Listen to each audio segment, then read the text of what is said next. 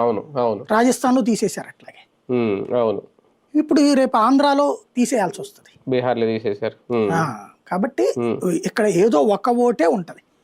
ఒక ఓటే ఉన్నప్పుడు నాకు తెలిసి 10-15 కోట్ల ఓట్లు దేశంలోనే పోతాయి బేసిక్గా. అవును సార్, ఒకటి ఇలాంటి సర్ర అనేది జరిగినప్పుడు మామూలుగా అధికారంలో ఉన్న పార్టీలు ఏవైతే ఉంటాయో వాళ్ళు ఖచ్చితంగా టెన్షన్ ఉంటుంది. ఇప్పుడు మమతా బెనర్జీ ఎలా టెన్షన్ పడ్డారో, ఎలా భయపడుతున్నారో అలా ఖచ్చితంగా అదైతే ఉంటుంది అధికార పార్టీలకి.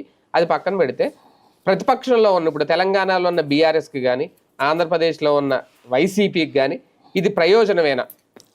అంటే ఇక్కడ బేసిక్గా అధికారంలో ఉన్నోళ్ళు భయపడతారని నేను అనుకోను. యాంటీ బీజేపీ శక్తులు భయపడుతున్నాయి ఇక్కడ. అంతేనా? ఎందుకంటే ఈ ముస్లిం పోలరైజ్డ్ ఓట్ల మీదన లేదా దొంగ ఓట్ల మీద డిపెండ్ అయిన వాళ్ళు భయపడుతున్నారు. మమతా బెనర్జీ ఎక్కువగా డిపెండ్ అయింది ఏంటి ఆ బంగ్లాదేశ్ వాళ్ళ ఓట్ల మీద, కాబట్టి ఆవిడ భయపడుతుంది. మరి గుజరాత్ తోడు భయపడలేదే, రాజస్థాన్ వాళ్ళు భయపడలేదే, బీహార్ వాళ్ళు భయపడలేదే. బీహార్ లో భయపడింది ప్రతిపక్షం, అధికార పక్షం కాదు. అవునవును, అధికార పక్షం ఎందుకు భయపడుతుంది? మరి అది కదా ఇక్కడ తెలంగాణలో అధికార పక్షం భయపడుతుంది, రేపు తమిళనాడు అధికార పక్షం భయపడుతుంది. బీజేపీ పాలిత ప్రాంతాల్లో ఉండదు సార్, అది ఓకే. అంటే తప్పుడు పనులు చేసేవాడికి భయం అక్కడ, మామూలుడికి భయం ఏంది అక్కడ? బేసిక్ సమస్య ఎక్కడ వస్తుందంటే ఇప్పుడు తమిళనాడులో ఉంది. వెరీ సింపుల్ అండి, ఓట్లది నేనే చూసా చాలా చోట్ల. మనం ఒక ఏరియాలో